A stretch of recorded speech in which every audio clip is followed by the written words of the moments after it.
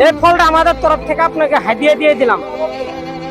হ্যাঁ দর্শক, আজকে আমি একটা ফলের দোকানে আছি, যে ফলটা আমি আপনাদের দেখাবো সেই ফলটা কিছুদিন আগে এবং কি রমজান মাসে এটা আমরা দেখছি 250 টাকা কেজি আছিল, 200 থেকে 250 টাকা কেজি সেই ফলটা আছিল।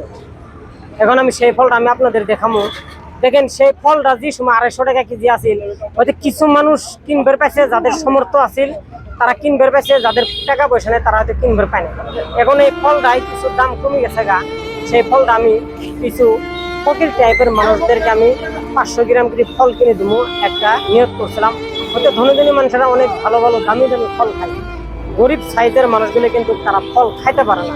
যে সময় 250 টাকা কেজি ফল আছে, আপনি হিসাব করেন শতকরার ভিতরে কয়জন মানুষ এত দামি ফল কিনে। এখন সেই ফলটাই আমি আজকে আপনাদেরকে কিছু অংশ ফকিরদেরকে আমি কিনে দেবো সেই ফল। এখানে আমার সাথে এখানে দাদা দাদা এই ফলটা আপনি 500 গ্রাম করে প্যাকেট করেন তো দাদা। আম নিবেন না? আম এটা শিখে থাকে, আম নিবেন? দেখেন শিখে থাকা তোমাকে দেওয়া দিবেন ক্যামেরা। দেখেন শিখে থাকা 500 গ্রাম 500 গ্রাম করে আপনি 3-4টা টুকরা করেন তো। হ্যাঁ 500 গ্রাম হয়ে গেছে, আরো আরো আরো বান্ধেন তো। এই ফলটা আমাদের তরফ থেকে আপনাকে হাদিয়া দিয়ে দিলাম। হ্যাঁ তবু যান।